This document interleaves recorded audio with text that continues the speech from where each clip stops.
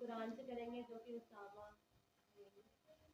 اعوذ باللہ من الشیطان الرجیم بسم اللہ الرحمن الرحیم ویل لکل ہمزۃ لمزہ الذی جمع مالا وعددا یحسب ان ماله اخلدا کلا لینبذن فی الحطمہ وما ادراک ما الحطمہ نار اللہ الموقدہ التي تطلع على الأفئدة إنها عليهم مؤصدة في أمد ممددة صدق الله.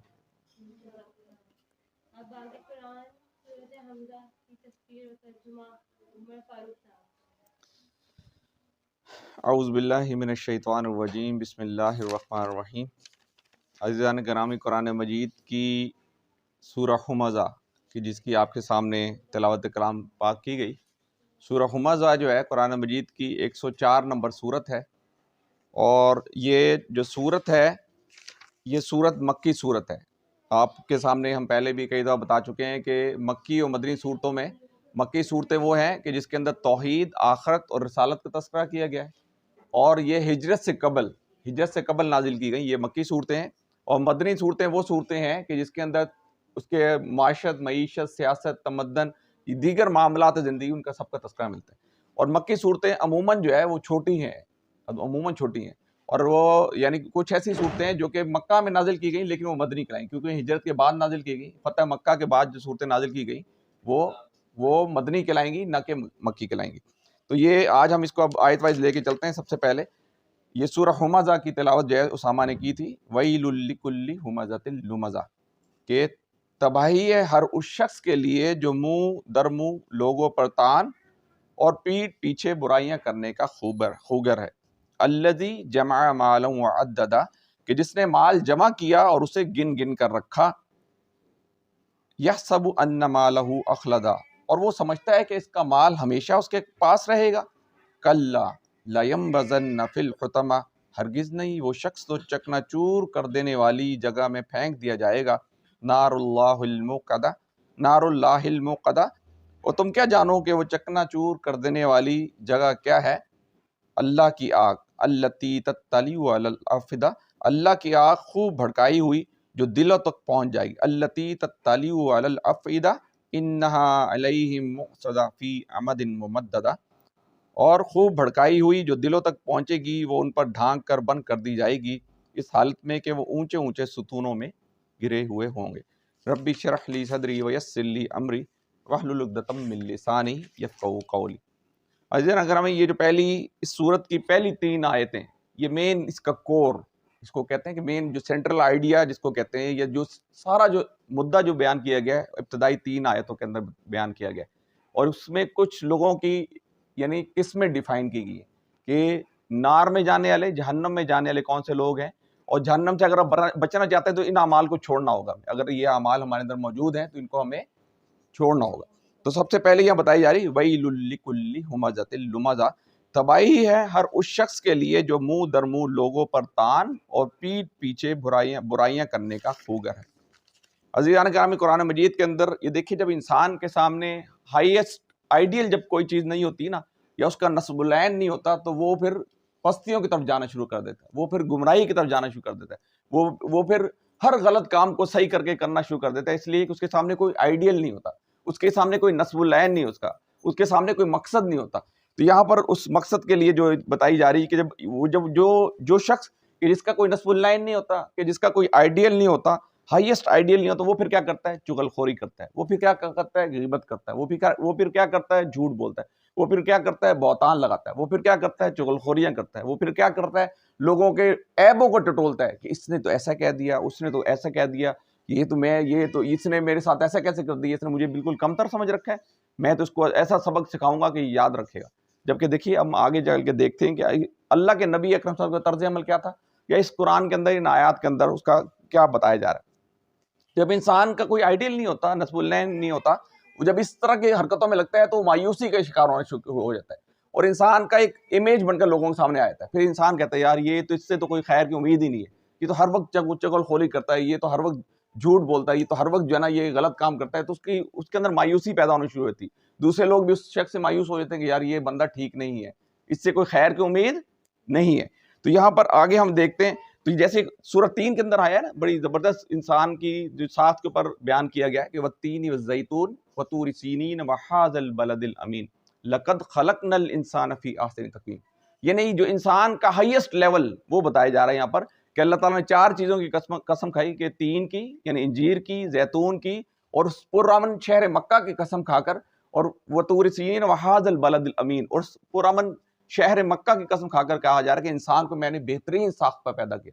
لقد خلقنا الانسان فی احسن تقویم ثم رددناه اسفل سافلین. لیکن اس نے کیا کیا؟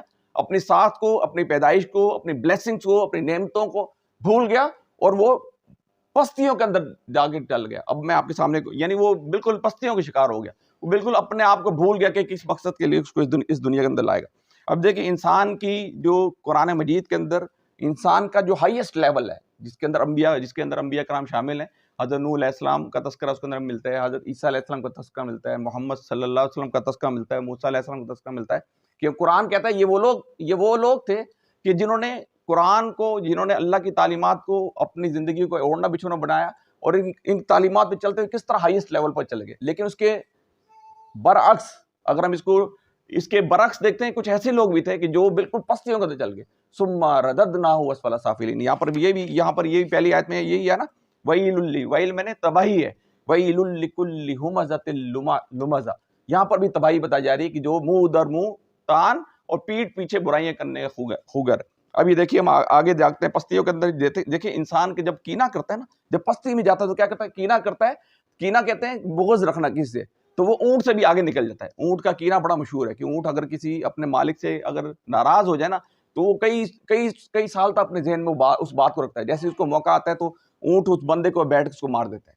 تو جب انسان پستیوں کے اندر جاتا ہے تو اس اونٹ کے کینے سے بھی آگے نکل جاتا ہے. اس کا کینہ انسان کا اتنا زیادہ ہوتا ہے کہ وہ کئی سال بعد بھی یاد رکھتا ہے کہ اس بندے نے میرے ساتھ صحیح نہیں کیا تھا.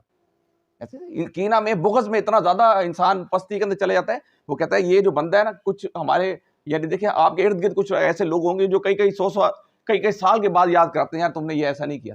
جبکہ یہاں اس کی وہ نفی کی جا رہی کہ انسان یعنی اس کو معاف کر دینا چاہیے، انسان کو درگزر کرنا چاہیے، انسان کو بڑا دل رکھنا چاہیے.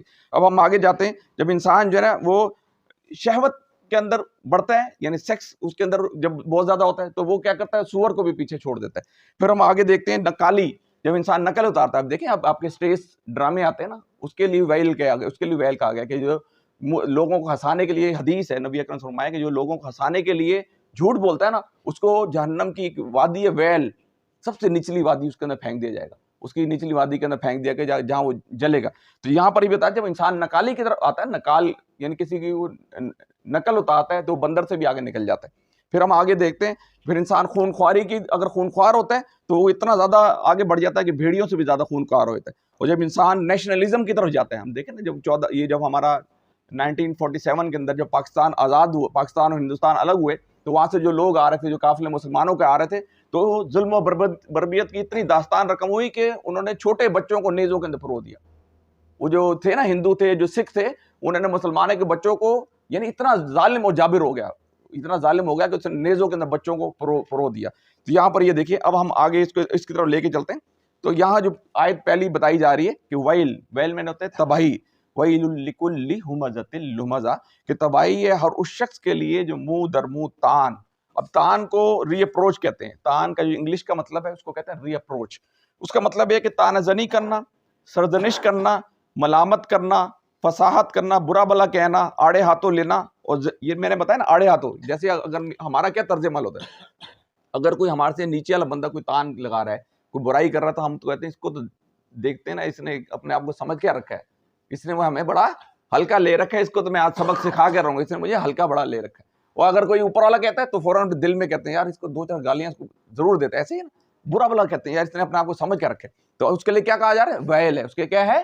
ویل لکل ہمزۃ لمزہ، کہ تباہی ہے اس شخص کے لیے جو منہ در منہ لوگوں پر تان اور پیٹھ پیچھے برائیاں کرنے کا شوگر. اچھا پیٹھ پیچھے برائی کیا ہوتی؟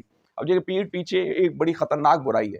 پیٹھ پیچھے برائی کے اندر ایک سب سے جو خطرناک برائیاں موجود ہے ہمارے، وہ ہے غیبت. وہ کیا ہے؟ غیبت. نبی مہربان صلی اللہ علیہ وسلم ایک دفعہ ایک صحابی نے پوچھا اے اللہ کے نبی میں ایک شخص کی غیبت کر رہا ہوں وہ تو اس کے اندر برائی موجود ہے. تو نبی اکرم صلی اللہ علیہ وسلم فرمایا اگر وہ برائی اس کے اندر موجود ہے تو غیبت ہے, اگر وہ برائی اس کے اندر موجود نہیں ہے تو تم نے اس کے اوپر بہتان لگایا ہے, اس کے اوپر بہتان لگایا. اور نبی نے فرمایا کہ قیامت والے دن کچھ لوگ حاضر ہوں گے کہ جن کو جہنم کے اندر ڈال دی جائے گا, ان کے ناخن تانبے کے ہوں گے.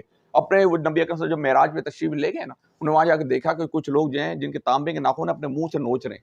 تو اللہ کے نبی صلی اللہ علیہ وسلم پوچھا جبرائیل اے جبرائیل کیا معاملہ ہے اس شخص کا؟ یہ وہ لوگ ہیں کہ جو دنیا کے اندر رہتے ہوئے اب لوگوں کی برائیاں کرتے تھے, پیٹھ پیچھے برائیاں کرتے تھے, آج ان کو تانبے کے ناخن دے دی گئے ہیں, اپنے منہ کو نوچ رہے ہیں, اپنے گالوں کو نوچ رہے ہیں, اپنے جسم کو نوچ رہے ہیں.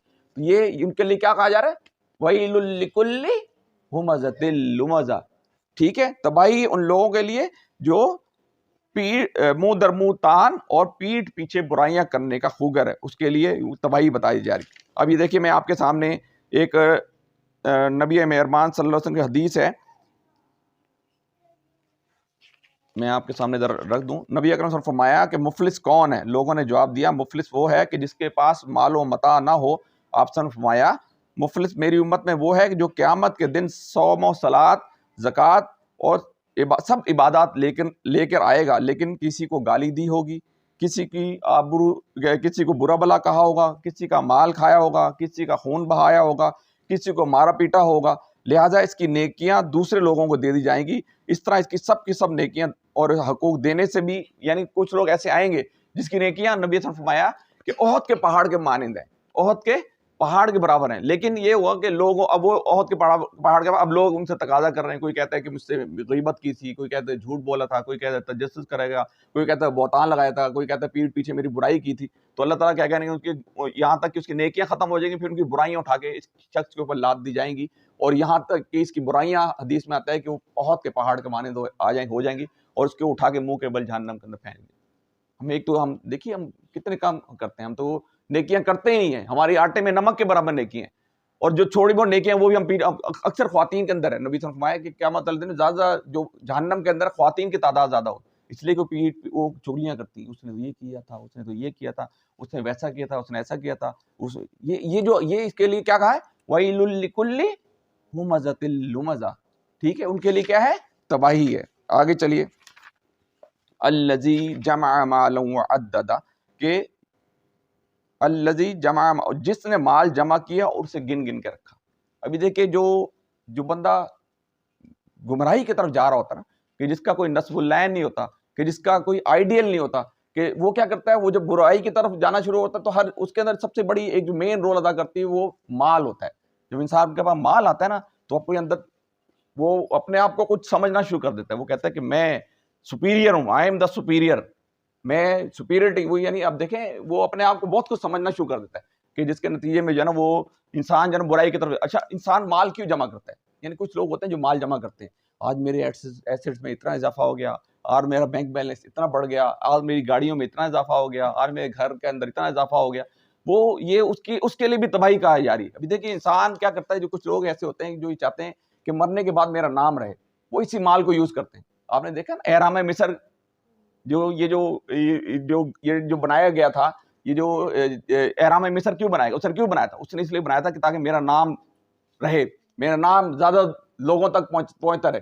تو کچھ لوگ جو ہے اپنے مال کے ذریعے ایسے کام کرنے کی کوشش کرتے ہیں کہ جس کے نتیجے میں میرا نام جب بڑا رہے, میرے مرنے کے بعد بھی لوگ کہیں کہ یار واہ اس نے تو واہ کیا بندہ تھا وہ, ایسے ہی نا. تو اس کے لیے کیا ہے, وَيْلٌ لِكُلِّ ہُمَزَةٍ لُمَزَةٍ الَّذِي جَمَعَ مَالًا وعددا, کہ جس نے مال جمع کیا اور اس کو گن گن کے رکھا. ٹھیک ہے, کَلَّا لَيَنبَذَنَّ فِي الْحُطَمَةِ وَمَا أَدْرَاكَ مَا الْحُطَمَةُ, کہ ہرگز نہیں, وہ شخص تو چکنا چور کر دینے والی جگہ میں پھینک دیا جائے گا. اب یہ ساری چیزیں بتا کے وہ بتایا جا رہا ہے کہ جس نے غیبت, تجسس, جھوٹ, بہتان, مال کو جمع کیا اور یہ سارے کام کیے, برائیاں کی, پیٹھ پیچھے برائیاں کی, تو وہ اور اس کے لیے کیا ہے, ہرگز نہیں, وہ تو چکنا چور کر دینے والی جگہ میں پھینک دیا جائے گا. اور تم کیا جانو, کَلَّا لَيَنبَذَنَّ فِي الْحُطَمَةِ, اور تم کیا جانو وہ چکنا چور کر دینے والی جگہ کیا ہے, نار اللہ الموقدہ, وہ اللہ کی آگ خوب بھڑکائی ہوئی, التی تطلع علی الافئدہ, جو دلوں تک پہنچ جائے گی. ابھی دیکھیں اس میں ایک بڑا زبردست مجھے ایک کوٹ سننے کو ملا کہ جس کے اندر وہ کہتے ہیں کہ جو یہ نار ہوتی ہے نا، آگ ہوتی ہے، ہم نے دیکھا ایٹم کو جب فیوژن کرتے ہیں، ایٹم ہوتا ہے نا، اس کو جب ایٹم کے نیوکلس کو جب توڑتے ہیں جس سے ایٹم بم ہمارا بنتا ہے، اس سے فیوژن ہوتا ہے، آگ تو نہیں نکلتی لیکن اتنی ہیٹ خارج ہوتی ہے کہ وہ انسان کو جلا کے اور چیزوں کو جلا کے بھسم کر دیتی ہے. آپ کو پتا نا ہیروشیما اور ناگاساکی پہ ایک ایٹم بم پھینکا تھا کہ جس کے نتیجے میں دو پورے کے پورے شہر جو ہے ملیے میٹ ہو گئے، ختم ہو گئے. تو بتا رہے ہیں اللہ کی آگ جو ہے نا، یہ اس کا حطمہ کا ترجمہ انہوں نے خوبصورت کیا کہ وہ آگ ایسی ہوگی کہ جو دلوں کو، یہ دیکھیں یہاں پر یہ آیا نار اللہ الموقدہ التی تطلع علی الافئدہ، کہ خوب بھڑکائی ہوئی جو دلوں تک پہنچ جائے گی. وہ اندر سے انسان کو، نبی اکرم صلی اللہ علیہ وسلم فرمایا کہ قیامت والے دن لوگوں کو جو پانی پیے گا، مانگے گا، اس کو تلجٹ کی طرح کھولتا ہوا پانی جائے گا. وہ جب اس کو پیے گا اس کی آنکھیں ابل کے باہر آ جائیں گی، اس کا آنتڑے نکل کے باہر، اللہ، ان کی آنتیں نکل کے ہاتھ میں آ جائیں گی، اور اس کو زرکوم کی طرح، قرآن مجید کے اندر ہے زرکوم، ایسا خطرناک ماں ہوگا. دیکھیے یہ مال جو ہے نا، مجھے بھی یاد آ گیا، یہ منزہ لوگ یہ گھر میں گیا تھا، میں نے کتاب پڑھی نا توقیر صاحب کی، بس وہ ایک شعر پڑھ کے ہم اس کو مکمل کر لیں گے، آخری آیت رہے گی. توقیر صاحب کے گھر میں، ان کے گھر گیا تو ایک کتاب تھی جس کے سرے ورق پہ ایک شعر تھا. توقیر احمد صاحب ہیں، ان کے بڑے اچھے کولیگ تھے طارق صاحب، سارے ان کو شعر و شاعری کا شوق تھا. انہوں نے ایک کتاب لکھی تھی شعر و شاعری کی، جو ان کے مرنے کے بعد شائع ہوئی. اس کے سرے ورق پہ ایک ٹائٹل پہ شعر تھا کہ موت سے پہلے مر نہ جاؤں کہیں، خواہشوں سے نہ منہ چھن جائے، میری گاڑی، میری دولت، میری بیوی، میرے بچے، الہاکم التکاثر حتی زرتم المقابر کلا سوف تعلمون ثم کلا سوف، سب کا سب ختم ہو جائے، بھسم ہو جائے، کچھ پتہ نہیں چلے گا. ادھر آپ کی جان نکلی، نام ہی ختم، کوئی نہیں کہے گا ابو کو اٹھا لو، عمر فاروق، میت کو اٹھا لو، میت کو نہلا. یہ آگ جو ہے بڑی خطرناک آگ ہے، جس سے بچنے کے لیے ہمیں ان صفات جو اگر ہمارے اندر موجود ہیں تو ہمیں ریکال کرنا ہوگا. ٹھیک ہے، تو تطلع علی الافئدہ انہا علیہم مؤصدہ فی عمد ممددہ، وہ ان پر ڈھانک کر بند کر دی جائے گی اس حالت میں کہ وہ اونچے اونچے ستونوں میں گھرے ہوئے ہوں گے. تو اللہ تعالیٰ دعا ہے کہ اللہ تعالیٰ مجھے اور آپ کو ان باتوں پر، جو باتیں اس میں بتائی گئی ان سے بچنے کی، اور اگر میرے اندر کوئی ایسی صفات ہیں کہ جو میں، اگر غیبت، تجسس، بہتان، جھوٹ اگر میرے اندر موجود ہے تو میں اس سے اس رمضان المبارک کے اندر، کیونکہ نبی سے فرمایا کہ جس نے ایمان اور احتساب کے ساتھ روزے رکھے اس کے پیچھے تمام گناہ معاف کر دے. تو میں اپنے آپ کا جائزہ لوں کہ میرے اندر کچھ کمیاں ہیں تو میں اس کو ریکال کروں، اس کو بہتر کرنے کی کوشش کروں، تاکہ میں اس جنت کا مستحق ہو سکوں کہ جس کی بشارت اللہ تعالیٰ نے دی ہے. اقول قولی ھذا استغفر اللہ لی ولکم ولسائر المسلمین.